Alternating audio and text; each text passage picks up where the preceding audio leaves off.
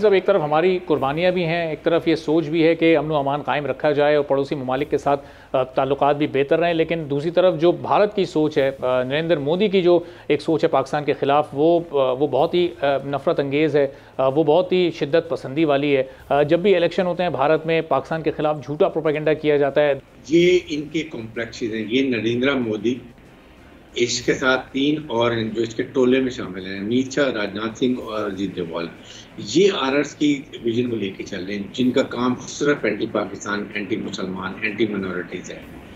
और इसको ये नजर नहीं आता, ना इसको बात करनी आती है। ये ऐसा टेररिस्ट और क्रिमिनल गुजरात के मुसलमानों का है, और इसको हर इलेक्शन में सिर्फ पाकिस्तान ज्यादातर, मुसलमान ज्यादातर हैं, क्योंकि ये यही डरा के लोगों के टेंशन डाइवर्ट करके ये बात करता है।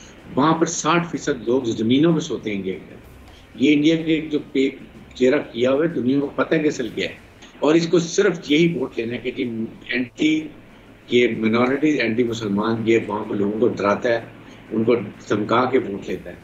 यही इसकी रवायत है। और आपकी ये तो आतंकवादी की बात करता है, बम फोड़ते हैं। इनका कमांडर नेवी का सर्विंग हमने गुलबशन पकड़ा है, जो कि पाकिस्तान में टेररिज्म करता हुआ पकड़ा गया, जीता जाकर सबूत है कि मुल्क में टेररिज्म करते हैं। इसको शर्म नहीं आती है ऐसी करते हुए। आई थिंक ये इंडिया जब तक वो कर देगा ये नहीं जाएगा। इंडिया की किस्मत ये है कि ऐसे लीडर को, जाहिल लीडर को, जिसको बात करनी भी नहीं आती है, उसको ये अपना लीडर बना के बैठे हुए हैं। और राइटिंग वॉल नजर आती है कि सोवियत यूनियन की 15 रियासतें में वो टूट सकता है, जिसकी फौज और पावर भी थी। इसकी तो फौज नकारा, अनट्रेंड, अनप्रोफेशनल, नहते कश्मीरी औरतों, बच्चों को, ये माइनॉरिटीज को मारते हैं।